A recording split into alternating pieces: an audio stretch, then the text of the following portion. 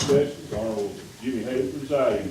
Please keep all noise and movement to a minimum. Folks, if you have a cell phone, please put it on vibrate or turn it off for us. Please remain standing for a word of prayer, also a pledge to the flag. Tonight we have Father Ben Randall from St. Matthew's Episcopal Church that's going to be giving our invocation. So if everybody will remain standing, bow with him. A short reading from the book of Jeremiah, chapter 29. The prophet writes these words. Thus says the Lord of hosts, the God of Israel, to all the exiles, whom I have sent into exile from Jerusalem to Babylon. Build houses and live in them. Plant gardens and eat what they produce. Take wives and have sons and daughters. Take wives for your sons and give your daughters in marriage, that they may bear sons and daughters. Multiply there and do not decrease. But seek the welfare of the city where I have sent you into exile, and pray to the Lord on its behalf, for in its welfare you will find your welfare. For thus says the Lord of hosts. Let's pray. Father God, we do pray that by your Holy Spirit you would inspire these men and women with a practical wisdom, Father. The wisdom that you give for them to know how to lead this community, Father, so that it might prosper, Father, that we might all prosper, that nobody would be left behind, but rather that all together we might here in this place build a glimpse of your kingdom that is to come. In the name of your wonderful Son, Jesus, we pray. Amen. Amen. If you'll remain standing for the pledge. I pledge allegiance to the flag of the United States of America and to the republic for which it stands, one nation, under God, indivisible, with liberty and justice for all. You may be seated. First item of business is roll call. Michael Bell, Here. Carl D. Bolden, Here. Carl E. Bolden, Here. Carleen Brown, Here. David Dunlap, Here. Randy England, Here. Deborah Evans, Here. Steve Glenn, Here. Richard Grissom, Here. Stephen Helton, Robert Hennessy, Here. Lori Judkins, Here. Ron Lee, Gary Martin, Here. Daniel Owens, Here. Gary Prater, Here. Christy Ross, Here. Scott Rubley, Here. Tommy Savage, Here. Tyrone Sparkman, Here. Joseph Stotts, Here. Philip Stout, Here. Cole Taylor, Here. Blaine Wiltshire. Here. 22 present and 2 absent. Thank you. Adoption of docket. I will entertain a motion to amend the docket tonight to include 2 more appointments that are on the list in front of you. I've been researching some of these committees. Some of them haven't met very often, so I'm not sure what the purpose is. And we'll be proving those a little bit later, but to add the audit committee and airport zoning appeals, and to allow for public comment to be reversed for Mandy Eller and Christy Stubblefield to reverse their public comments. Is there a motion? A motion to amend the We docket. have a motion from Ms. Wiltshire. Is there a second? I second that motion. And a second from Ms. Evans? Hard to remember. So we have a motion, and a second. All in favor of adoption of the agenda amendment, say aye. Any opposed? Thank you. Reading of minutes, I think each member has a copy of the minutes from our last County Commission meeting. Is there a motion to dispense with reading and approved as presented? We have a motion from Mr. Carl E. Bolden and a second from Michael Bell. Anybody want to speak to the motion? Have any corrections to said minutes? All in favor of adoption, say aye. Aye. Any opposed? Thank you. Tonight we have 2 public commentaries for us to enjoy. One of those first is from Mandy Eller from the Chamber of Commerce. So if you would like to come to the podium. All right, yes. Well, thank you very much for having me tonight. This is the first time that I've been invited to speak to the County Commission. I've been doing this for almost 4 years. So it's an honor. Thank you very much for including me tonight. First, I just want to kind of give you a brief overview of what we've been doing, especially in the last 2 years in tourism, and the impact that it's having in our community and across the state. So tourism is the #2 industry in the state of Tennessee. You may not realize that. I think a lot of people don't realize that. It comes second only to agriculture. So it's a major economic driver in Tennessee, and it's a major economic driver here in McMinnville and Warren County. I'm going to brief you on the tourism impact. This is This is by the U.S. Travel Association, and you probably saw this in an email. Matthew sent this out to each of you, but just very briefly, I want to hit some highlights. Local tax revenue in 2017 was $1,020,000 just by tourism. Payroll dollars, $4.37 million. Provided 160 jobs in this community. The increases since 2014, we've seen over a 9% increase in the tax revenue and over 23% in payroll, which is interesting because we've only seen a 20 job increase since 2015. So, a lot of people criticize tourism growth and say, well, those aren't the high-paying jobs. Well, obviously, they've been increasing the pay for those jobs over the last 3 years. So that's also important to note. And just to give you some history, in 2016, Commissioner Triplett of the Tennessee Department of Tourist Development came to see us. He came into office in 2015, and he pledged to see all 95 counties, to visit all 95 counties to understand their tourism industry. Well, he didn't make it to us until 2016, so I knew he had to be pretty low on the list. We were number 82. I didn't know that until afterward, which was good. But we decided to set up meetings, or basically presentations from different tourism businesses so they could tell their story, so it would be authentic and come across to him. He was very impressed. He left that day saying that we had the most diverse tourism assets that he had seen for a community our size, and he wanted to come back in 2017, and he did. He visited those tourism businesses himself, and he was very impressed, and he's been making significant investments in our tourism initiatives since then. So another project that we took on when Mayor Haley was at the city was the Adventure Tourism Plan. The mayor and I sit on lots of boards and committees together, and often people are sharing ideas, and maybe these get compiled into minutes that are then shared, but there's no real plan. And we wanted to see a roadmap, to have a plan, so that when we make decisions, we know that we're following a plan that's based on research, and that's exactly what we did. We commissioned a master tourism plan that was completed earlier this year. It took about a year and a half of work. We invited shareholders, different tourism businesses to take part in that process, and we got some great information back. It identified our target markets and our target audiences, so that now when we do invest in tourism initiatives, we know that we're targeting the right people in the right places to get the maximum impact. It concluded that 2.7 million people live within a 2.5-hour radius. So that tells you how much opportunity we have to really increase our tourism dollars. This also contains strategies and recommendations for marketing and development based on, again, research data. Also that year, we began talking about a tourism development board. And so this entity is now, it's a part of the city of McMinnville, but it functions much like an IDB. So it has the ability to incentivize businesses to invest in our community. And these are specifically tourism-based. The goal is for the development projects to fund themselves, but right now we're still very much in the growth phase. We do have the lodging taxes in place from the city that flow to us, but that's not enough to go for several of the projects that are in our development plan. Right now, and those projects, many of these projects are designed to increase property taxes to get some older buildings back on the books, and that would help to increase your budget. Okay? And as we do these projects, as we do these great marketing projects, it brings more people into the community. That's going to increase your budget. So this is a way to increase your budget without levying more burden on the taxpayers in our county. For the current projects in marketing, if any of you have social media, you've probably seen our Visit McMinnville TN videos. We had those commissioned as part of our brand awareness project after we did a rebranding project.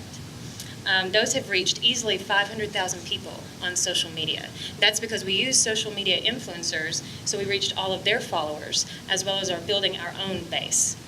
And this was actually presented on at the Governor's Conference this last month, the Governor's Conference on Hospitality and Tourism, as a model for how small communities can make a big impact with a small budget. 34% of that project was paid for by grants from the Tennessee Department of Tourist Development, and the other 66% was paid for by the city of McMinnville. We're also working on building a photo content library so that we can continue that process and push it out through social media so that we don't just abandon the project once it's over. Also, for development projects, we are still looking at the Blue Building. Actually, today I met with a university professor, and they're going to do some research to see if the 2 hotels coming in at the hospital will in fact negatively affect the potential for that being a boutique hotel. We believe it is a different project for a different market, and so we're going to see if that is still a viable project. Also, river access and trails, just to summarize, we have many projects we're looking at, but we're looking at protecting and increasing access in those areas. And I do want to thank this county commission for supporting the expansion of river access in recent years. I know that you've been very involved in that, and I appreciate that. And just to summarize, our visitor numbers. Cumberland Caverns sees 50,000 visitors a year. Less than 10% are local. Isha gets 60,000 visitors a year. Less than 1% are local. So with just those two drivers, you see almost 3 times the population of our county coming to visit our county. And so that's not even counting Rock Island. So you can say easily over 3 times our population is what we receive in visitors each year. So this is a tremendous opportunity, and we're going to see that increase as our marketing projects and our development projects increase. So I hope that you consider that. And, you know, I want you to become a partner in this. I don't know if all of you are aware, but the Chamber stopped asking the County Commission to support tourism a couple of years ago.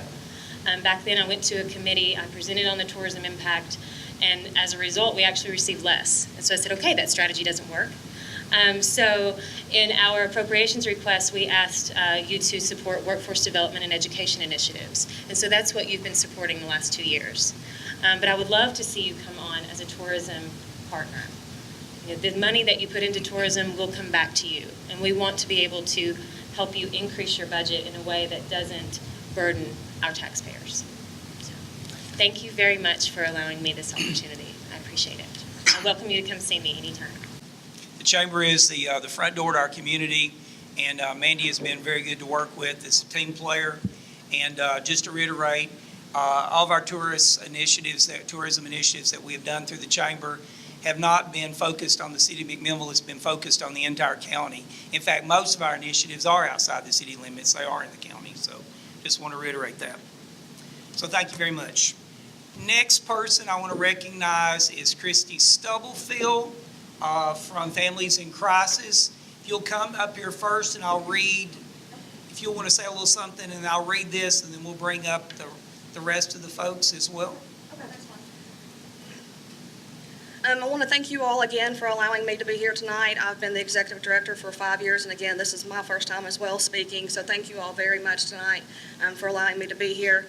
October is Domestic Violence Awareness Month, and so I wanted to take this time to thank all of the commissioners in the county for your continued support of Families in Crisis. This year, we received a slight increase in funding, which is so greatly needed by our organization. And I wanted to tell you a little bit about the number of people that we've served over the last year. In 2017, Families in Crisis provided shelter for over 112 people. We provided 1,873 bed nights for people in our shelter. We had 380 clients that we served outside of shelter through counseling, court advocacy, food baskets, and other programs like that. That breaks down to 243 women that we served, 97 children, and 40 men. So the funding from the county is greatly, greatly appreciated and greatly needed within our programs. Our crisis line answered over 2,289 crisis calls last year, and all of those are answered by one of our advocates. Our crisis line is different than any other crisis line across the state. Most crisis lines that people call, you're going to get just an answering service that refers you to someone the next morning. And our advocates answer those calls. There's 6 of us, and we answer every one of those calls ourselves, and we respond to every one of those that we can respond to. In the last 3 years, we have also started helping the county with the orders of protections after hours. For many, many years, you were only able to get an order of protection to keep yourself safe Monday through Friday, 8 to 4 when the courthouse was open. And as many of us know, that's not really when all the domestic violence happens. And so with the help of our agency, we partnered with the county, and we are now able to do those 24 hours a day, 7 days a week, which we do believe is keeping some people safe. So we thank you all for partnering with us on that. I want to point out just a couple of commissioners that have continually supported our agency, helped our agency give back, helped us with fundraisers. One is Gary Prater. Thank you so much. You're always so very good to donate to any of our fundraising activities and things like that. Mr. Savage, we call you all the time. Thank you so very much to pull the goodie wagon, give us food, produce, whatever we need, and we really appreciate you for that. And Mr. Blaine Wiltshire has been there just about as long as I have, I think 9 years on the board. 8 years? Okay, 8 years on the board, and this is the 7th year this year that he did our Great Bodies Car Show. We really, really appreciate that. Over the 7 years, that fundraiser has raised over $30,000 for our organization, and so we're so very appreciative of that as well. Thank you all for allowing me to be here tonight. If you'll remain standing, I'll read this, and then I'll recognize Commissioner Wiltshire. Proclamation declaring October as Domestic Violence Awareness Month. Whereas domestic violence is a serious crime that affects people of all races, ages, gender, and income levels. Whereas domestic violence is widespread and affects over 4 million Americans each and every year. Whereas 1 in 3 Americans have witnessed an incident of domestic violence. And whereas children that grow up in violent homes are believed to be abused and neglected at a higher rate than the national average. Whereas domestic violence costs the nation billions of dollars annually in medical expenses, police and court costs, shelters, foster care, sick leave, absenteeism, and non-productivity. And whereas through community programs such as Families in Crisis Domestic Violence Shelter and Program, we can work together to break the cycle of domestic violence.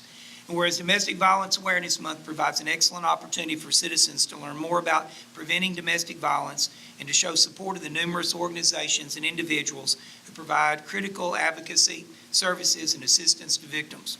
Now therefore, let it be proclaimed by the County Executive of Warren County, Tennessee, the month of October is Domestic Violence Awareness Month, and urge the citizens of Warren County to work together to eliminate domestic violence from our community. And witness thereof, signed by me on this day. So thank you, Christy, and thank you for all you do. The event Saturday was great. I enjoyed being there. And I'll recognize Commissioner Wiltshire. So. All right. Thank you, Executive Haley.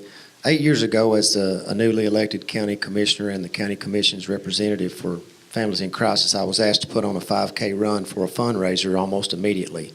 I politely declined due to me putting on up to 3 runs a year at that time. As a mechanic's son, I decided to try to put on a car show to benefit the organization. Luckily, I had already had a great relationship with several sponsors who jumped right on board with me. Dr. Pepper was my first and still is our major sponsor. The rest joined quickly and with few exceptions have stayed with us ever since. Because of our sponsors, we're able to give more awards, more dash plaques, door prizes, and on than most car shows. We have great food, Prater's Barbecue, great music, and a family environment for all ages. There's always going to be complaints when you're dealing with the public, but we've been fortunate in only having a few. The majority of our entrants come back year after year. As I told Christy the other day, we don't get a chance to thank the volunteers who do the work of actually putting on the show that has raised, and I didn't know this, $30,000 over the last few years. When the show is over, we just want to go home until next year. With the county executive's permission, I want to thank and recognize everyone who helps us make this event possible. Obviously, the Families in Crisis Board, they're always willing to help. Christy, Rhonda, Courtney, George, Tricia, on and on. There's several that just jump in every year. But I couldn't do the show without my crew, and I basically they're my motley crew. The judges and gearheads behind the scene, guys from 20 to 70 something. So I want to introduce these guys. I want them to come up here and stand by Christy because we're going to get a picture when you hear your name come up. David Griffith, Gary Lawrence, Michael Mooneyhan, Cody Bogle, Bobby Pope, Big E, Irvin Dixon, Gio Wiltshire, David Birch, and Jameson Hill. And we want to present the County Executive a license plate that was sponsored by Smarty Pants and made by the TCAT students under Randy England's supervision.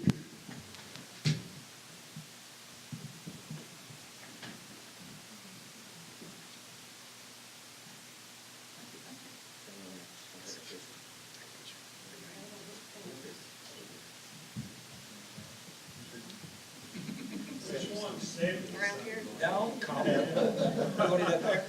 74 to be exact.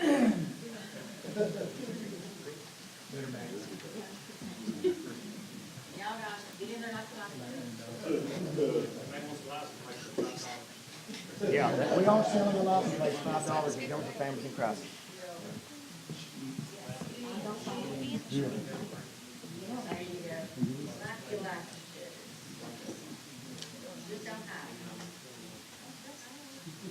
Step in.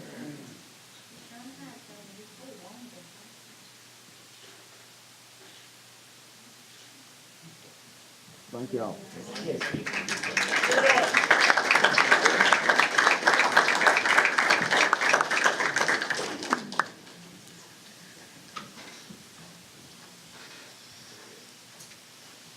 Again, I want to thank you all for allowing us to be here tonight and for allowing me to tell you a little bit about the services and the people that we've been able to serve. But I want to leave you with one last thing to think about. There are 52 domestic violence programs across the state of Tennessee. And last year, the National Network to End Domestic Violence, they do a survey every year. And Warren County and Families in Crisis was number 10 in call volume.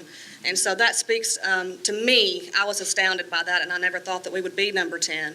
I knew we answered a lot of calls, but just for this county and the other two counties that we serve to be number 10 out of 52 programs, that speaks to the volume of people that we serve. So thank you again. I appreciate it. Thank you. Just a note, government can't always do everything. And without our community partners, our agencies, our committees, and our great group of volunteers that show up at all of these events and help fundraise and help bring more to the table than what we can as elected officials, we want to thank each and every one of you that participate, because it is a community that has to be together and united and all facing all the problems that we've got. And we realize the need is there, and Families in Crisis has always been there when the need was there for our community. So we want to thank each and every one of you, and it's an honor to be able to recognize you. No other public comments tonight. We want to move on to elected official departmental reports. First report is finance. Mr. Cotton. I've included on your desk a copy of the budget for this fiscal year, and inside there is an amended report, my amended report. There were a few errors in the one that went out with the docket. I felt it necessary to make those corrections and provide it. I can answer any questions anyone has at this time. We have a motion to approve. Is there a second? That was from Mr. Carl D. Bolden, second from Richard Grissom, Commissioner Grissom. Anybody want to speak to the motion? Have any questions? All in favor of adoption, say aye. Aye. Any opposed? Thank you. Next item is animal control. So, Ms. Petrie, if you'd like to come to the podium, I think each one of you have a copy of the Good evening, Mr. Haley, Commissioners. You have a copy of my report. If you have any questions, I'll be happy to answer for you. Is there a motion to approve? We have a motion from Commissioner Dunlap, a second from Commissioner Stout. Anybody got any questions and want to speak to the motion? All in favor of adoption, say aye. Aye. Any opposed? Thank you. Motion carries. Next is county welfare. So that's Blaine Wiltshire. Commissioners, you have the report. If you have any questions, I'd be glad to look into them. We have a motion to approve. A motion from, I believe, Mr. Stout. Mr. Stotts. Commissioner Stotts, is there a second? Second from Ms. Judkins. Mr. Judkins, Commissioner Judkins. So is there anybody who wants to speak to the motion? All in favor of adoption, say aye. Aye. Any opposed? Thank you. Health Department report came in late, so you should have a copy on your desk. So we'll invite Ms. Farsi. Hi, I'm Andrea. Nice to see everyone tonight. Thank you for having me. You should have my report. If you have any questions, I'd be glad to answer them. We have a motion from Mr. Carl E. Bolden to approve. Is there a second? Second from Commissioner Evans. Any further discussion? All in favor, say aye. Aye. Thank you. Next item is Industrial Development Board report. We have Mr. Alexander here tonight. Good evening, Mr. Chairman, Commissioners. I'll be glad to try to answer any questions you might have. Is there a motion to approve? A motion from Mr. Spartman, and there's a second from Commissioner Glenn. Anybody want to speak to the motion? All in favor of adoption, say aye. Aye. Thank you. Thank you, Mr. Chairman. Thank you very much, Mr. Alexander, for work well done. Next item is Planning Commission from Tommy Lee. I think you have a copy of the report in the docket that was sent out. Anybody want to, he's not here tonight, anybody want to make a motion to approve?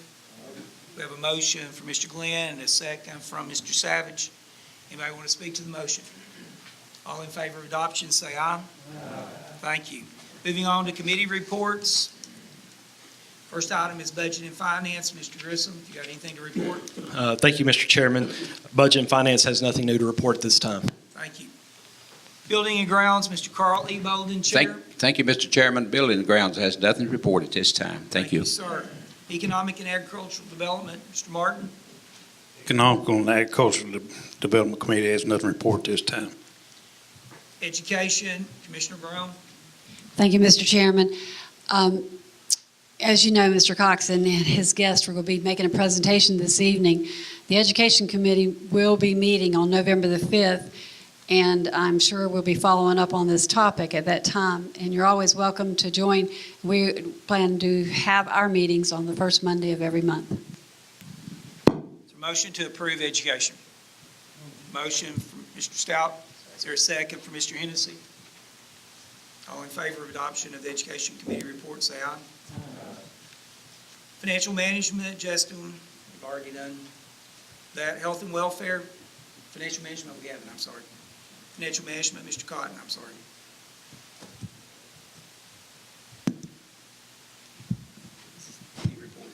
For the committee report, Financial Committee. No, we have nothing to report at this time. Thank you. Health and Welfare, Blaine Wiltshire. Thank you, Executive Haley. I want to report that we had our recent work day at Animal Control, and we got a lot accomplished, but I want everybody in the public to focus on the fact that we had 7 adoptions that day and took in over 7 extra pets from the public. So I know that the word out there sometimes is that things are bad out there, but I want everybody in the community to keep their eye focused on the fact that spay and neuter is what our issue is, and the public needs to be aware of that. If you have pets and you don't plan on raising more, please have them spayed and neutered, and it will help us a lot at Animal Control, which is, it's our animal control and adoption, and it's our responsibility as citizens of Warren County to spay and neuter. Thank you. Policy, Highway and Bridge, Commissioner Prater. We're trying to get caught up on our paving for bad weather, so we've got about 30 more days of paving to do before we'll have to wait till next year. And if any of you see any roadside signs missing, we have a lot of problem with people. If their name is the same as on the road, a lot of them want to take it down, you know, a lot of the younger kids and stuff, you know. So if you see any missing signs, please notify the Highway Department. Thank you. Thank you. Policy and Personnel, Commissioner Savage. Thank you, Mr. Chairman. The committee met on September 20th and elected Commissioner Steve Glenn, Vice Chairman, and Commissioner Lori Judkins, Recording Secretary. We will be meeting tomorrow night at 6 o'clock in the conference room. Thank you. Thank you. Safety for Mr. Ron Lee. He's not here tonight. Any other reports that need to come before the commission tonight? Mr. Chairman. Yes, sir. Vice Chairman. All right. Recognize Commissioner England. Thank you, Mr. Chairman. Our safety committee, we got another ambulance in. If you don't know it, our other ambulance come in, and then we've got another one that we're waiting on the chassis to get it ordered, and it takes a little while for that, so be on the lookout in the future. But as far as that, everything's running good at the ambulance department. Thank you. Okay, thank you. Any other committee reports? Now we'll have a County Corrections Partnership Committee report. Stephen Helton is the chair, but Commissioner Rubley is going to give a short report tonight. Thank you, Mr. Chairman. As Commissioner Haley said, Stephen is away on business. He's in Georgia tonight, so he asked me to just give a brief summary. October 11th, the jail population was 308 with 64 inmates. The previous meeting that we had, we have asked that the state return and kind of reassess our situation at the jail, seeing that we're not able to afford right now the expansion. And they're going to come back at a later date and suggest what we need to do to try to get the existing jail in compliance. And we'll know more about that when they conduct their assessment. Thank you. Thank you. Also on this about redistricting, several of you have asked about redistricting. haven't put together that committee yet. 2020 will be the census for the entire country, and we'll be asked to look at redistricting all of our 12 districts, redrawing the lines. So we'll be putting together that committee soon to start looking at the options on that, but it'll be after 2020 before we're actually able to take any action on that, but we need to be prepared for the numbers as they change the district lines. Next item is a special presentation. I'm an educator by heart. We did a jail presentation last time, and this time we've asked our director of schools, Bobby Cox, to do a presentation tonight. So any county commissioner that needs to redirect themselves, we're trying to get a screen and a projector in here installed. We had one donated to us. We haven't got that done yet, so we're making do with what we have today. So recognize Director of Schools Bobby Cox. Thank you, Mr. Chairman, members of the commission. Appreciate the opportunity to be here tonight. Speak to you a little bit about the school system. I've got kind of, in essence, about 2 presentations, and hopefully it'll take about 10, 15 minutes to go through that. But Mr. Haley asked me to talk a little bit about our academic performance, and also we've been working on an energy management plan. So we have some representatives from our partner ESG, Josh McNeil is the one that we've been working with. He's here tonight to answer any questions about that. So it'll be kind of a 2-pronged approach. So I appreciate, again, the opportunity to be here. I hope my little remote works. Oh, back too quick. This is just the mission statement of our school system. I think we've handed out some brochures in the past, but this is kind of what we aspire to do each and every day, which is to offer a superior education to our students and the opportunity to prepare them for college or career, whichever one that they want to pursue. The top 5 priorities out of our strategic plan are some of the same things that we've been working on for several years. Improved compensation and benefits for our staff and teachers, buildings and facilities upgrades, which we're involved in right now, and I'll get more in depth with the ESG project. Literacy countywide is a major project for us to ensure that we improve our reading rate each and every year. Improve digital learning and infrastructure into our system. As you know, you've probably seen the governor's study recently about testing. All of our testing is going online, so we have to update our infrastructure to make sure that we can test online. So I'll talk, when we get into our data, a little bit about the challenges that went along with that. And then lastly, collaboratively work to secure a grant writer for our county departments. This was something in our strategic plan that I talked with County Executive Haley about. When we redid that, we wanted to maybe partner together with county, city, and us to maybe secure a grant writer that would work to get grants for not only the county, but for the school system, and bring in as many dollars as we can. Right now, we write our own grants. We try to make sure that we tackle any grants that are out there, and have been pretty successful, but we felt like this was a good way that we might be able to partner down the road. So those are the top 5 of our strategic plan that we have been working on. The chart here is our value-added component. There's a growth part, which is TVAS, Tennessee Value-Added Assessment Program, that shows our growth, and then there's an achievement part of our assessment. So I tried to give a 3-year picture. You can see in 2016, we were at a 1 across the board on a 1 to 5 scale. New standards had changed, new testing protocols, so we were at a 1. In 17, we improved our composite to a 2. Literacy went up to a 4. Math stayed at a 1. That's been our struggle for the last several years. This year, we improved our composite to a 4. Our literacy stayed at a 4, and our math moved up to a 2. So what you're going to see is we're making progress and we're moving in the right direction. We're just not hitting all of our benchmarks all of the time. So with value added, we did pretty well. When we compare to the state, the blue column is the state on track and mastery number. That's the number that you have to hit to be on track and mastered by the state average. You can see we're close in 3, 5, 6, 8, 9, 12. Again, in high school, this was the first year of online testing. I don't know that the reflection that we got with online testing, which, the state went through several different things that caused issue with high school testing last year. So I don't think that we got the best picture of our high school testing. Our elementary was paper pencil testing, and we're within range of each one of those areas as far as academic performance goes there.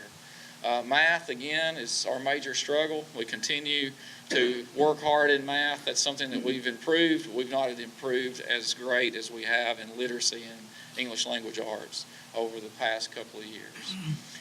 Science, our STEM programs that we'll talk about in just a moment have been really a focal point, not only just here but statewide. You can see in 6-8 we outperform the state in science, and we're within range at the high school level and 3-5 level in science, which is encouraging there. History, this is the first year of the new history test, so we don't have any comparison numbers. So we're about 4% off the state on track and mastery right there. The columns there are not, too close, but our rate was 41.6 and the state average was 45.3. So we're within 4% there. Chronic absenteeism is something that the state looks at now. You can see there, chronic absenteeism means missing more than 10% of the school year. So 18 days or more, whether it's unexcused or excused, is something that is a concern to us. So in K-8, we were at 9.9%, high school at 24.2%, and then district-wide is 14.4%. But when you look at our daily rates, we have a 95% attendance rate in K-8, 92% in 9-12, and then our dropout rate is at 1.1%. But what we see a lot of times is if students have to go to the doctor, or they have to go to an appointment, they miss that day, then they are penalized for that by the way the state tracks chronic absenteeism. So it's not that they're laying out of school, it's not that they're not coming to school, it's that they may have other things. At the high school level that just changed this year, if a student went on a college visit, they're out of the classroom. So that goes on their chronic absenteeism rate. So if they make a 30 on the ACT and are being courted by several Ivy League schools, and they go to visit those schools, then we get penalized for that. So that's why that number is high. So I wanted to kind of bring that out, that it's not that they're not coming to school, it's not that they're missing school on purpose, it's that that's the way the state calculates chronic absenteeism. But still something that we need to look at. Graduation rate, you can see from 2013 to today, we've improved our graduation rate each and every year. We're at 95.9% with a regular ed diploma as of last year. State average is 87%, so we're outperforming the state and have improved every year. Very proud of that. Our ACT scores. Right here, and I say, that's fantastic. I mean, this really is one of the things that's looked at by people that visit here from all times, and I applaud you for that. That's great. Thank you, Don. Appreciate that.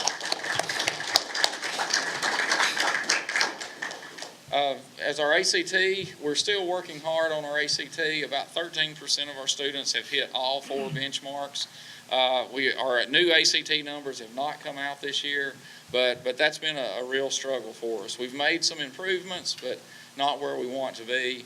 We're still shooting to get to that 21. 21 is our goal. We're at 18.9 as we sit today. Some of those numbers may have softened a little bit, but we're still within that 17, 18 range and working hard to get that. But I will say, as we report ACT out in a few weeks, I think, we have had, I think, somewhere around 150 students who have hit that 21 or above, and have even hit the 35 and 30 and above mark. So that's phenomenal with ACT. Hope eligibility continues to improve, so we're having more students who are being eligible for Hope scholarships and Tennessee Promise. So very proud of that number continuing to increase.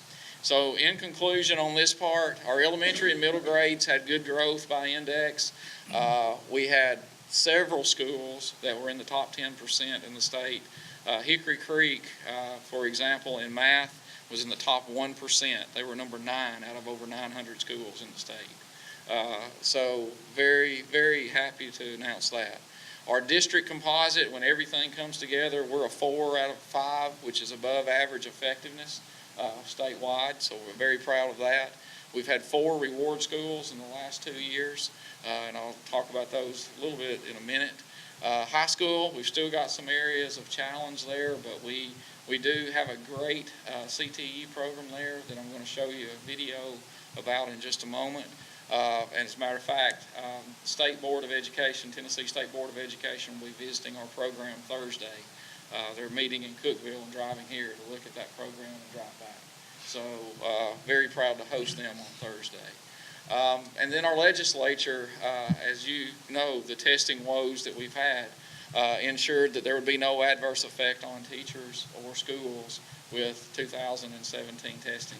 So the data that I'm showing you, again, especially at the high school, I don't think gives an accurate reflection of what we're doing there as far as testing goes. Graduation rate continues to improve, and you can see our FAFSA numbers, which are the students that are filling out that application for Tennessee Promise, continues to improve. 16 was 72%. Last year was 88%, and our numbers had just opened this year. So we'll have those numbers hopefully by January. Awards, Morrison Elementary, Dibberell Elementary were recognized by the Tennessee Department of Education as reward schools in 17, and this year Hickory Creek and Irving College were awarded reward schools in 18. First time last year that we've ever had 2 schools in the same year as a reward school, and this year again equaled that mark. So very proud of our staff and our teachers and our students, for making that gain. Lean Frog is a company that's a technology-based company in Alabama. We entered a contest with them as a tri-state contest with Tennessee, Alabama, and Louisiana. Last year, we were named the regional champion of that contest, which was a $5,000 bonus for us to go back into our STEM program. The 2 schools in Tennessee that were finalists were Oak Ridge City Schools and Warren County Schools. And I'm happy to say that we were out of 2 schools in Alabama, 2 schools in Louisiana, and Oak Ridge City Schools, we were the top one. So we were very, very proud of that. And I wanted to show you, before we move on to the next part, just a short video that the Council of Chief State School Officers visited our school last year to talk about, to visit our CTE program, our mechatronics program that I know that you all have supported and been interested in. And they made this video that went national this year. So I wanted you to see that. So hopefully I can cue that up and hold the mic where you can hear it. Matthew, I may have to have your assistance. There it is.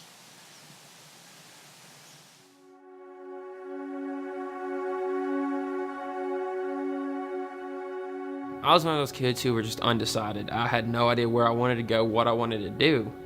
I was just trying to get through, get the diploma, and then decide from there. And luckily enough, I stumbled upon this, and it just took off from there.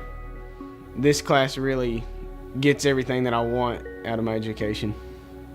I think everyone should have some knowledge of what we do here in mechatronics. I think the program allowed me to go farther. I probably would have gone on into it, but at this rate, I think it would have taken me a lot longer if I hadn't. So in 2007, the U.S. Chamber of Commerce gave Tennessee 2 Fs. And one of those Fs was in basically the rigor of our standards and how we were really under-preparing our students for college and career. That F was truly a unifying call to action that we had to think differently about what we were preparing kids for, and then backward map that into what are the standards, what are our expectations, and can we improve this culture of low expectations into a culture of readiness for all the jobs that exist in our state. When I look to offer pathways at Warren County High School, I immediately go to my industry, because your partnerships that you have in your industry are very key in that they will let you know what your local workforce needs to have. Well, it's been a kind of a broad vision that we've had, really starting out to help build a workforce in our community. Our data, shows that about 50% of our students are going to go on to a 4-year school. The other 50% are obviously going to go in the workforce. Here at Warren County High School, we offer several of the pathways in the 16 career clusters. Inside those pathways, for example, we offer a mechatronics program of study. Those students are enrolled in the curriculum at Warren County High School, but also have the opportunity to participate in some work-based learning opportunities at local industry. Our intern from Warren County came in to learn engineering.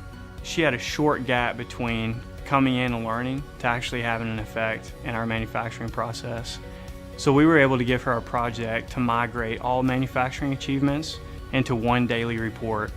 So this helped things from time management to productivity for our group leaders. She made a big impact, so we are very excited to continue this relationship with Warren County High School.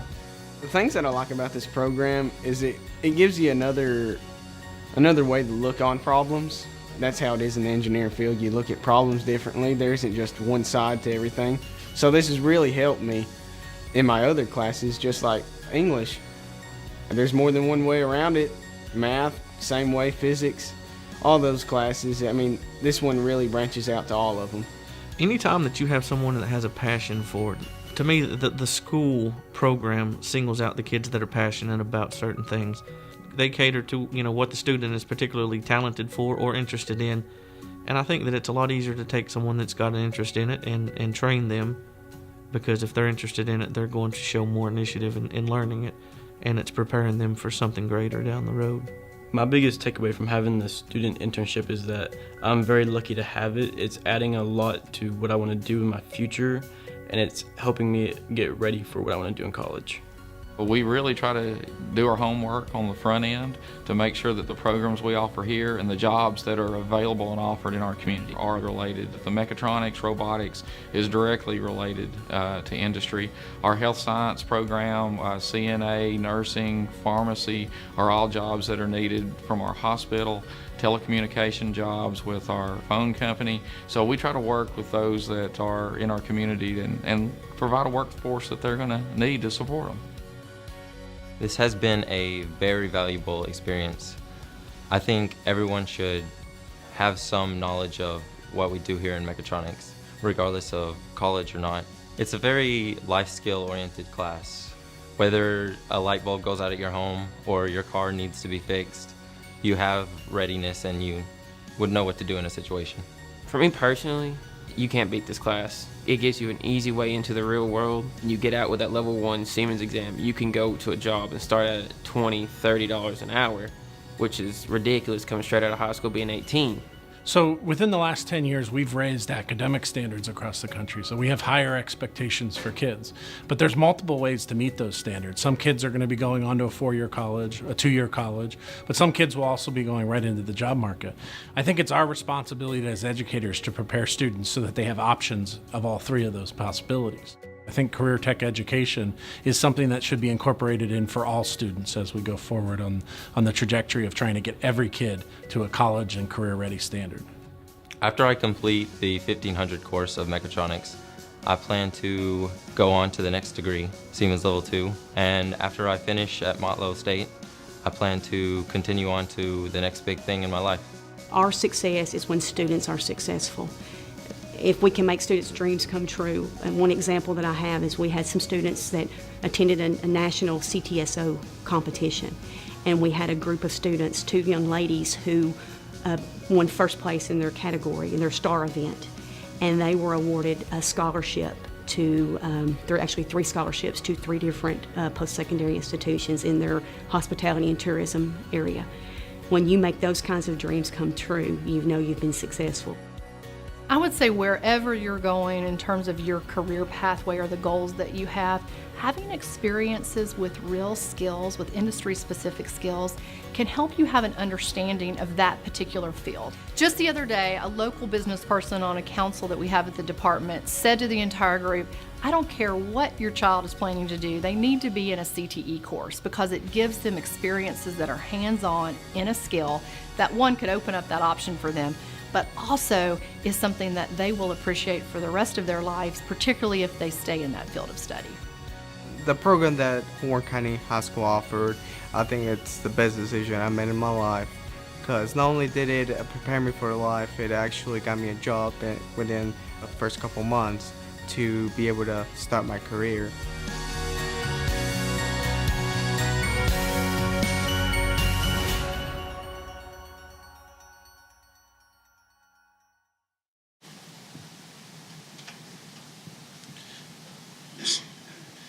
as we go kind of into the next part, I wanted to again say, thank you to you all for supporting that work. That the CTE program that we have, I think, is a great program. It's nationally recognized. It's one, again, that all students, we know are not going to go the college route, but all of them can learn a skill, and we hope to provide them the education that they need, whichever direction that they want to go. So we've got, great teachers, we've got great kids, and this is just one product of that. So I appreciate your support in that. The next part that I wanted to go over was just very briefly, we've been working about a year to work on an energy improvement process to improve the equipment in our schools that also improves the energy savings within our schools. So we did an RFQ, interviewed about 5 different companies, got it down to 3, and ESG was the winner of that RFQ, and they've been working for us for about a year. And the task that we gave them was we need to replace a lot of old equipment in our buildings, and we want to do it for free. So however you can come up with that, Josh, we would appreciate that. And lo and behold, he came close to doing that. So what we've engaged in and looked at was 2 options, really. And the scope of these options are, one project is a $7.6 million project with a 20% financing estimated at $3.75 with a capital input of about $525,000 over the 20 years. But what would happen with this is if we went with this route, we would replace all LED, all lighting within the school system. So every bulb inside and out, every classroom, every light bulb would go from what it is today to LEDs. We would have district-wide controls. We'd have a new boiler at Hickory Creek, new HVAC replacements at the middle school, Bobby Ray, East Side, Irving College, and West Elementary. The gym, air conditioning, the gym, which is the only gym that doesn't have air conditioning, a new chiller there. We have old penthouse units on top of Bobby Ray that would be demolished. They're not energy efficient and very costly to the things that you see there. And then moving on to East Side and Irving College, HVAC upgrades there. So what would happen is that the energy savings from doing all of those things would pay the cost of the loan. So the input that we would have from the school system out of our budget would possibly be $100,000 for 3 years, $75,000 for 2 years, $50,000 for 2 years, and then $0 for the rest of the term of the project. And the energy savings would pay the cost of that. The other project that our board decided to go with was option 2 to proceed, and it would encompass all of option 1. It would also get central office and DIBRL HVAC issues under control. High school needed a core replacement. We just replaced one chiller there. Weatherization throughout the system, making sure our buildings are tight. Bringing in new air units to bring in outside air into the middle school and some of the older buildings. That project would be over $9 million. It'd be about $9.2 million worth of work that we could get done. And on that, if you can look at that positive cash flow column there, in year 1 is projected to save about $673,000 in energy savings, which would pay the payment on the note. So what I'm proposing to the commission and to Mayor Haley or County Executive Haley is that for us to take a look at how this could help our school system. We could get done in a year and a half what it would take us literally 45 years to do if you put the math to it. You know, I'm going to be 95 years old in 45 years if I'm alive. Okay, so we can get done in a year and a half what we can do there. So I'm not asking, and I told Mayor, I keep calling him Mayor, County Executive Haley, I'm not coming to the commission asking you for any money. We don't want to do it that way. We want to pay for it with the savings and the cost of what the energy savings is going to be. And the good thing about what ESG would do is guarantee that savings. If they didn't hit $673,000 and they hit $573,000, then they'd write us a $100,000 check for the year. If we saved $700,000, then we keep the extra money and we can put it on the note. So it's guaranteed money. Not asking for any money from the commission. We would put that in out of our budget, make that commitment on the front end. But the catch is we can't borrow the money. The commission has to borrow the money. So, we wanted to throw this out. I've talked with Mr. Hennessy and Ms. Brown in the Education Committee, and Mr. Dunlap talked to County Executive Haley. We, are at this point right now just working on the funding options that might be out there. We met today about a USDA loan that we might be able to get that would be lower interest loan. We would bring all of that back to the commission, but just wanted to throw that out there to you, tell you what we've been working on, ways that we can hopefully save money, upgrade our equipment, and do it within a reasonable amount of time. So I don't want to take up all of your meeting. If you have any questions, I'll be glad to try to answer those if you have them now. If not, we'll be here till the end of the meeting. If you need to talk after, we'll be glad to do that. But just want to say thank you. I've been here for 7 years, and this is the first time I've been invited to talk about academics and our program, and I appreciate that, and appreciate the work that you all do each and every day. Tommy? Mr. Cox. Yes, sir. What is the warranty on these HVAC units? I think it's a 20-year. Usually warranty is around that, or 20-year lifespan is what we'd be looking at, and we'd be looking at a 20-year term. So I don't know the exact warranty time on that. Josh may. Yeah, the warranty is going to depend on the different type of equipment. Most of your lighting is going to have 10-year warranties and above. Your HVAC, such as a chiller, will come with your standard industry, warranty of, compressors, 5 to 10 years, other pieces and parts. So it depends based on HVAC or lighting, but the life cycle, as Director Cox mentioned, of all the equipment is 20 plus years. It just disturbs me when something like that may expire in 10 years. Right, exactly. And then we would have a lot of debt. Right. It could be. That's true. But, that's what we're working on, the project right now, working on the contract. And, we experienced that at Hickory Creek, before school started. We had a chiller go down the day before school started.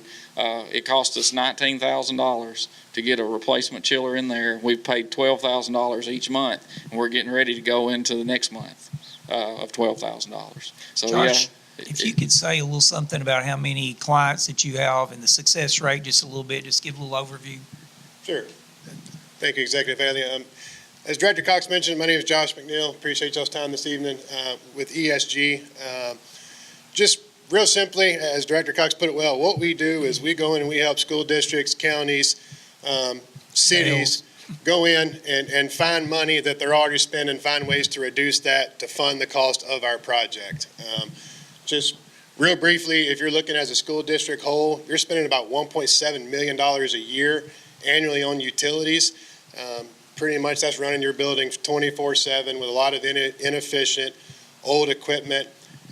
As you can see from the numbers that we've put together, and we believe we can go in and do this project and save the district right at about $500,000 a year from year one, and that's just off the utilities and operational expenses. We've done these type of projects throughout Tennessee for over 20 years. We've done over 40 of these projects with a lot of school districts and cities that y'all would recognize, such as City of Murfreesboro, Murfreesboro City Schools, Bradley County Schools, Bradley County, Oak Ridge Schools was mentioned earlier. We've done work with Oak Ridge City Schools.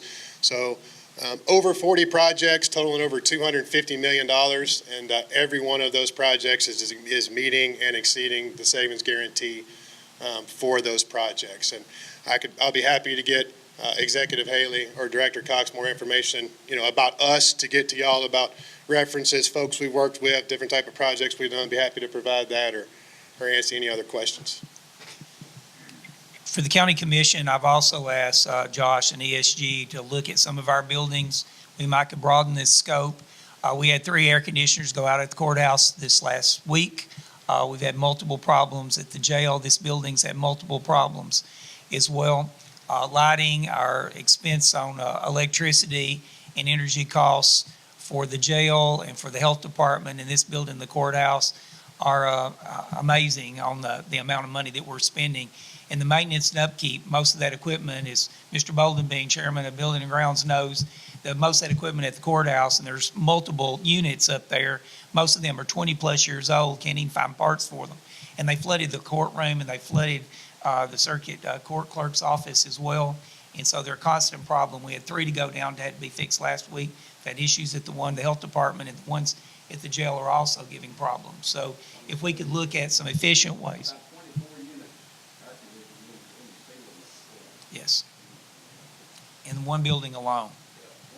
And we have no maintenance contracts, and everything that's done to repair them comes out of the budget, so to fix. And they're becoming more and more costly to fix, and replacement on several of those at the courthouse are pending because they can't be fixed anymore. So I've asked Josh to do a survey of some of our buildings and come back with some numbers to present with us as well. And it might be a way to fix what's wrong in this building and the courthouse and possibility of the health department. And since we're considering upgrades at the jail, it would be a way to replace those out there and save some money. So, thank you. All right, thank you. Any other questions, Director Cox? I've got one, Mr. Haley. Mr. Cox, one of the things that was pretty obvious to me whenever we were going over this information during the school board meeting to giving an insight through the education committee, could you highlight a little bit more for us? I think it's a really important consideration in this project is where we are to date with some of our ailing schools that are definitely needing some drastic overhauls, and more so the middle school because of the shape that it's in, the air quality that's there, the units that's been there as long as the school, my understanding, because I think a lot of this, especially with option number 2, is going to take in account the oldest building that we have in our system. Well, one of the oldest ones, probably the oldest and biggest one that we have that's costing us money annually. But can you elaborate a little bit more on that point right there, please? Sure, I'd be glad to. Most of the buildings that we have, the middle school, West Elementary, 50-plus years old, we're beginning work on that. Now some of the same equipment that was there when it was built is there now. At the middle school, we're running a 2-boiler system that's actually running at about 75%. Probably right now. We have limited control of that, so when you get in weather like we've got right now, you're either hot or you're cold. So when we turn the heat on, the heat's on. When the air's on, the air's on. And if the weather changes, you'd either open a window or open a door, and that's the way it works, or shut a window or shut a door. And when you do that, if you get hot and you open a window, then you're cooling outside or you're heating outside. So that's just the way those systems are. And there's not any redundancy there. Hickory Creek is another example. Not any 25-year-old building. There's not any redundancy there. The boiler is probably in about the same shape as the chiller is. It could go out. We'll probably fire it up here pretty soon. And, hopefully everything will run. But we did replace one of the chillers at the high school last year. We've got a bid to replace the chiller at Hickory Creek this year. But there wasn't any fresh air requirements when those buildings were built. So we need to make sure that we've got fresh air, coming into the buildings to lower the CO2 level in the buildings. Just make them more energy efficient. And, that's kind of the same scenario with Bobby Ray, East Side, West Elementary. They're just older equipment that have used their time. And if we put $200,000 a year into doing that out of our maintenance budget, it would take us, if you do the math, it'd take us close to 45 years to do that. And, it's not that we've tried to neglect that or not look at it, and our maintenance people are doing the same thing that your folks are doing. trying to keep them up, trying to find parts for them, and keep them running.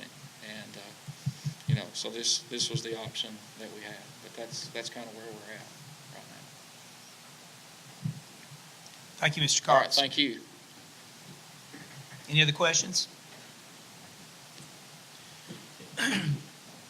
Seeing none, we'll move on to old business. Any commissioner have old business to conduct tonight? Seeing none, we'll move on to new business. First item of business is budget amendment for the general purpose fund.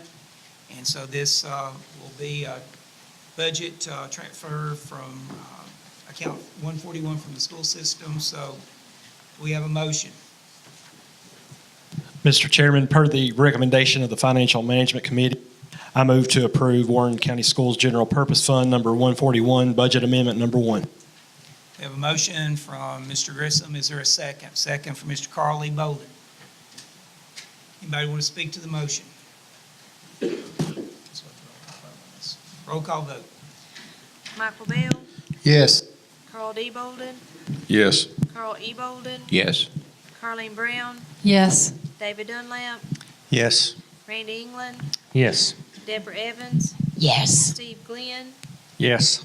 Richard Grissom, Yes. Robert Hennessy, Yes. Lori Judkins, Yes.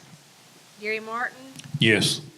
Daniel Owens, Yes. Gary Prater, Yes. Christy Ross, Yes. Scott Ruble, Yes.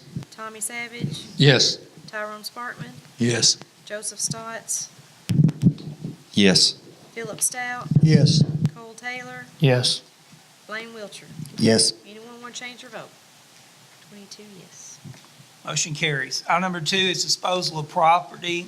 And so it was asked with a letter from me from the Sheriff's Department to gift our retiring Sheriff Jackie Matheny his firearm. The city of McMinnville does this to retiring policeman in chief. So this was brought up for financial management and was approved. So I need a motion.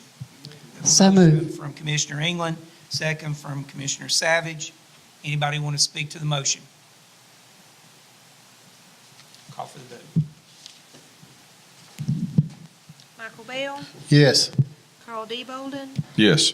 Carl E. Bolden, Yes. Carleen Brown, Yes. David Dunlap, Yes. Randy England, Yes. Deborah Evans, Yes. Steve Glenn, Yes. Richard Grissom, Yes. Robert Hennessy, Yes. Lori Judkins, Yes. Gary Martin, Yes. Daniel Owens, Yes. Gary Prater, Yes. Christy Ross, Yes. Scott Ruble, Yes. Tommy Savage, Yes. Tyrone Sparkman, Yes. Joseph Stotts, Yes. Philip Stout, Yes. Cole Taylor, Yes. Blaine Wiltshire. Yes. Anyone want to change their vote? 22 yes. Motion carries. Our retiring sheriff will now get to keep his weapon. The next items, if there's no opposition, I'm going to include items 3 through 15 as a collective motion. As you know, we've had several committees that operate within the county. Some of these are active, some of them not so active. We've already made some appointments at our last county commission meeting. There is one commission that is the Veterans Advisory Board that I've been talking to our Veteran Service Officer, Sergeant Brington, about this. It hasn't met very regularly, and we're looking at whether to continue that board or not. I'll bring that back to you a little bit later, but right now I just recommend that we continue to have a permanent recess of that advisory board until further notice. But I would entertain a motion to approve, and they should be on your desk, all those persons that have been recommended for appointments to these various committees. I would entertain a motion to approve all of those. Mr. Chairman, Yes, sir. I would like to amend item number 5. Item number 5. Yes, sir. I would like to nominate Commissioner Cole Taylor. So we'll have to go through every one of these then. We'll have to take. That'd be fine. So we'll have to take each item then on this and go, and then do that, otherwise we'll have to do so we'll have to take each one. So item number 3 is appoint members to the ADA Advisory Board. So moved. We have a motion from Commissioner Brown. Is there a second? second from Mr. Grissom, Commissioner Grissom. I guess we'll call for a vote for each one of these. Voice vote would work. Do a roll call vote on each one. Yeah. Chairman, we don't have to do that. Well, there's going to be one amended. What? But we'll have to do the one on the amendment. But then what do we do with the one he wants to amend? We'll have to do a roll call on that one. We roll call, we need to do a roll call we need the second. So we'll get, We need to do it again, then when somebody has a second, then we'll do each one of these separate. Okay. We'll do a roll call vote on each one. Michael Bell, Yes. Carl D. Bolden, Yes. Carl E. Bolden, Yes. Carleen Brown, Yes. David Dunlap, Yes. Randy England, Yes. Deborah Evans, I need to recuse. just pass it. She passed. Steve Glenn, Yes. Richard Grissom, Yes.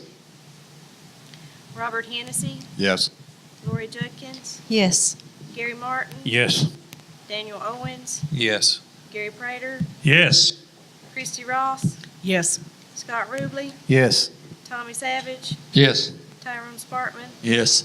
Joseph Stotts, Yes. Philip Stout, Yes. Cole Taylor, Yes. Blaine Wiltshire. Yes. Anyone want to change their vote? 21 yes. Item number 4 is appoint members to the ADA Grievance Committee. Is there a motion to approve those? We have a motion from Mr. Carl E. Bolden. Is there a second? Second from Commissioner Evans. Anybody want to speak to that motion? And we'll do a roll call vote on those, on all of these. Michael Bell, Yes. Carl D. Bolden, Yes. Carl E. Bolden, Yes. Carleen Brown, Yes. David Dunlap, Yes. Randy England, Yes. Deborah Evans, Yes. Steve Glenn, Yes. Richard Grissom, Yes. Robert Hennessy, Yes. Lori Judkins, Yes. Gary Martin, Yes. Daniel Owens, Yes. Gary Prater, Christy Ross, Yes. Scott Ruble, Yes. Tommy Savage, Yes. Tyrone Spartman, Yes. Joseph Stotts, Yes. Philip Stout, Yes. Cole Taylor, Yes. Blaine Wiltshire. Yes. Anyone want to change their vote? 22 yes. Item number 5 is appoint members to the Adult-Oriented Business. Commissioner Savage. Thank you, Mr. Chairman. I would like to nominate Commissioner Cole Taylor. I was second. So we have a second for Mr. Prater. We have any other appointments? All in favor of adding him to the, we'll be voting on Mr. Taylor and Christy Ross, I guess, as well, if we get a nomination for Christy Ross. So we have a motion and a second for that one. Do we have any other nominations? I have a question Yes. over here. This was my recommendation, and so Mr. Savage has brought his own candidate forward, so for Ms. Ross to have a consideration for a vote, somebody will have to make the motion. He wants to amend it for just that to add that one to it. We're only replacing. We have to confirm the other 4 and replace 1. Miss Mary Bishop died over 2 years ago and was never replaced. So there was a woman on this board, and so I chose to put a woman back on the board as well. And so I'd already discussed with Ms. Ross to take that position. And so that's why I placed her name in nomination. But we'll have to have a nomination for that place, but we'll have to confirm the other 4 on that adult entertainment board. So we'll be voting on all of them.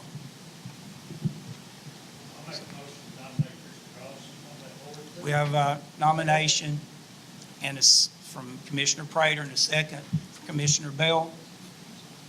Any other nominations for the Adult Entertainment Board? Somebody will have to collectively do all 4 of those. Or each one of them individually. This could have been a lot easier. So we have a motion to nominate Mr. Second. Martin Lusk. A second from, that's for Mr. Prater, a second for Commissioner Ruble. We have a nomination for Mr. Charles Bogle from Commissioner Bell. Is there a second? Second. So we have a second from Tyrone Sparkman. Mr. Chairman, I'd like to nominate Tommy Savage. So we have a nomination of Tommy Savage. And I'll second it. Commissioner Rubley, and a second from Commissioner England. So we have five candidates. I'll make a motion, we cease nominations. We have a motion to cease nominations. Is there, from Commissioner Brown, a second from Commissioner Prater? Now we'll be voting on, yes, we'll be voting on this after some discussion. So, discussion? Yes, Commissioner Savage. Thank you, Mr. Chairman. First of all, this is nothing against Commissioner Ross, personally. But most of her constituents are in the city, where city residents come under the city rules and regulations concerning adult business. I'm an original member of this board and have talked individually with Earl Barr, Marvin Lusk, and Charles Bogle, and each member agrees that if a commissioner is to be appointed to this board, it should be someone from the rural Warren County, so that that person would be responsible to the voters that might be affected, and I agree. Where do Ms. Bishop reside, Mr. Savage? Westwood, Inside the city limits? just on the edge. Inside the city. Yes, Commissioner Boland? Yes. Yes, I know. It's a Lusk. So any further discussion? Yes. I have a question, Mr. Chairman. Are you saying that we can only have 5 people on this board? Yes. So who? I assume, because there's no really, it's hard to find out why these boards were created and the rules of operation that they have. And so that's what I've been spending a lot of time trying to, that's why we had to amend some of these appointments, because it's not clear when some people are not, this vacancy has been for over 2 years and it's not been filled. And so, like I said, it was previously a lady on the board who lived and resided inside the city. And so that's why I recommended that Commissioner Ross be on there. It doesn't have to be a member of this commission. So who are the 5 that we've nominated? So we have Mr. Earl Barr, Charles Bogle, Marvin Lusk, Chrissy Ross. Not Earl Barr, I'm sorry. He was not nominated. Earl Barr wasn't nominated. We do have the 5. I'm sorry. Mr. Barr? I'd like to nominate Earl Barr then. We've already ceased the nominations. We've already got our 5. So we have 5 members of the Adult-Oriented Business Board that's been nominated. So I guess we'll vote on these individually. So unless somebody wants to approve all 5 as presented. I make a motion to approve all 5 of them. Commissioner Prater, a second from Commissioner Carly Bolden. Any further discussion? I guess we'll call for the roll call vote on all 5 then. To do them collectively? All 5 collectively. A motion is second. All in favor say aye. Aye. Any opposed? Thank you. So now we'll go on to what? Yes, Mr. Chair. And I second We that. should have done it to begin with. Anyway, we've got a motion to tie 5, 6 through 15 together. A motion from Commissioner Bolden. Is there a second? I'll second it. Second from Commissioner Wiltshire. Any further discussion?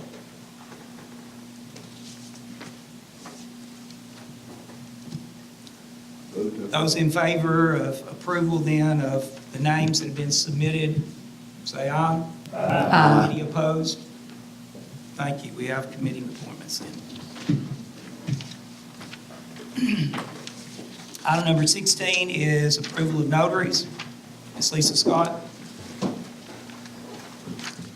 This is a list for the notaries.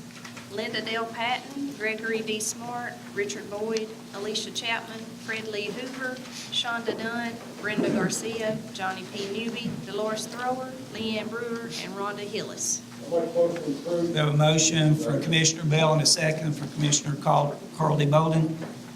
Anybody want to speak to the motion? All in favor of adoption of notaries, say aye.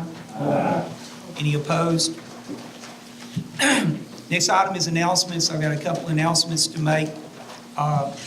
Several committees have upcoming meetings scheduled, so if you'll check your emails and with your chairman. A few of our committees haven't met yet or named a chair, the vice chair, recording secretaries. That needs to be done soon. We're compiling descriptions of all the committees that will be reviewed by policy and procedure.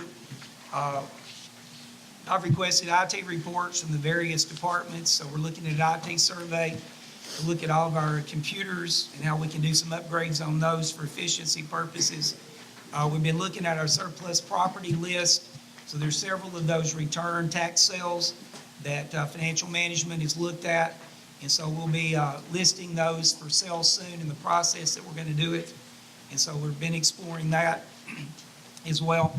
We're also exploring a policy when something it does not sell on deals.gov, and we just have a piece of something sitting there. We're going to try to advertise it amongst departments to be used first before we dispose of it, so we have a policy on that. On Monday, November 26th, Upper Cumberland Development will be unveiling the strategic plan for the county, and so that was a 3-star grant that we did. And so I'll be reminding you again, but it'll be in this room. And so it'll be looking at tourism, it'll be looking at workforce development, education, health and welfare, safety of our citizens, and financial management. And so giving us a roadmap on what we need to do next. If you're in early voting, we'll be starting this Wednesday on the 17th from 9 to 6 and Saturday from 9 to 12, and it'll end November 1st. If you early vote, if you look down there, we got the floors waxed. I want to give a shout out to the school system. We were trying to save some money on re-waxing and rebuffing these floors. We started with the early voting room. We'll be doing the Magnolia room and so Ms. Scott's office as well. And so we're looking at that. So we brought the team from the school system over with their equipment, and they've shown our custodial staff what we need to do. So the next room that will be done will probably Ms. Scott's, based upon a time frame. It'll probably be another couple of weeks till this room's going to be empty for 2 or 3 days for you to get that done. So the floors have not been done in several years. And so another thing that was brought to our attention as well was the landscaping around this building. And Commissioner Hennessy has agreed to be looking at that and putting together a plan for beautification around the annex building. We're looking at options around the courthouse as well. So I have, along with with Preston Denning, we have, I think there was a story in the paper, resolved our corner issues, so I'll be making that public soon. Also, we've had a vacancy in constables, and so if you will see in your packet or on your desk a copy of the ad that was placed in the newspaper explaining the process of the constable choice. And so we can't just name one from the commission. There is a process from Tennessee Code Annotated, and that's to pick up a qualifying affidavit in the Election Commission's office. It has to be filed and notarized in Lisa Scott's office, and then it's brought to my office for a compilation of all those names that have qualified for the county commission to vote on. And so hopefully we'll get that done on the November docket. So we should be able to name one then. So we're looking at more options, of course, to look at the challenges that we've got as a county. And so I've got a little something to say here that, despite our negative headlines, the county commission is prepared to meet the several ongoing challenges with a very proactive, hands-on approach that's going to help resolve many of the issues that are facing Warren County. It's time to take action, and the committees have been working diligently, education, jail, and others, towards solutions that will be efficient and cost-effective in addressing our jail deficiency, our school building projects, and our budget shortfalls. The County Corrections Partnership Committee has met several sessions to identify the most pressing problems of overcrowding, understaffing, deteriorating facilities, and a lack of programs. I'm confident that with the help of our state officials and the local stakeholders in the criminal justice system, we can tackle most of these immediate needs and that the jail remain certified. So I'm assembling a task force to identify some strategies we can implement over the next few months to address our high recidivism rates. And the introduction of a GED and soft skill program through our 3-star grant will be monitored and adjusted for a long-term plan and implementation.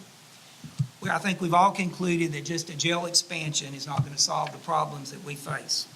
We got to fix the pending issues that are laid before us, and new construction is not going to solve the problem. And so a long-term thing might be looking at a criminal justice center that we can put in place 5 years, 10 years down the road. It's going to take us for the next 30, 40, 50 years or more without having to address these problems with the jail over and over and over again.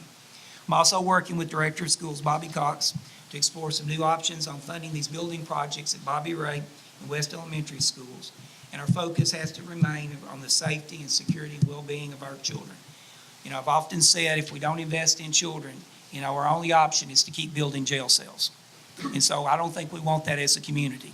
So we're working with state officials, with state commissioners like Candace McQueen and Workforce Development Commissioners, Department of Labor, members of the General Assembly, to seek assistance from all possible sources to prepare our students and to prepare them to be better citizens and better workers. That's what we need as a community.